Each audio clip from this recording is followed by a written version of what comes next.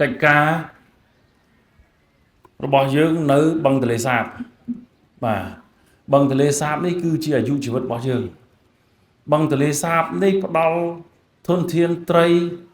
ផ្ដល់ធនធានធម្មជាតិដទៃទៀតនេះច្រើនបើរាប់ជាលុយច្រើនលានដុល្លារសម្រាប់ទន្លេមេគង្គហើយនិងទន្លេសាបហ្នឹងយើងប៉ានស្មានមើលប្រហែលជាមិនក្រោម 2000 លានទេមួយឆ្នាំអញ្ចឹងយើងត្រូវថែរក្សាបឹងទន្លេសាបរបស់យើងឲ្យបានគង់វង្សហើយខ្ញុំអាចជម្រាបជូនដែរថាកិច្ចការបឹងទន្លេសាបនេះ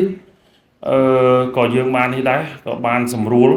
បាទបានសម្រួលចិត្តចប់ហើយដែរបាទដើម្បីធ្វើម៉េចធានាថាឲ្យយើងគ្រប់គ្រងបឹងនេះ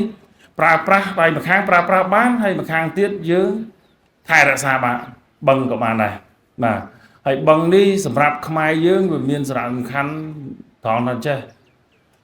ខ្ញុំគិតថាបើសិនជាមិនមានបឹងទន្លេសាបទេក៏ប្រហែលជាមិនមានអរិយធម៌ខ្មែរដែរហើយក៏ប្រហែលជាមិនមានអង្គរទេព្រោះដោយសារបឹងទន្លេសាបនេះជាជង្រុកត្រីជាជង្រុកស្រូវនៅពេលនោះបាទហើយមកដល់សប្តាហ៍ថ្ងៃនេះក៏នៅជាប្រភពដ៏សំខាន់សម្រាប់កម្ពុជាយើងដែរបាទ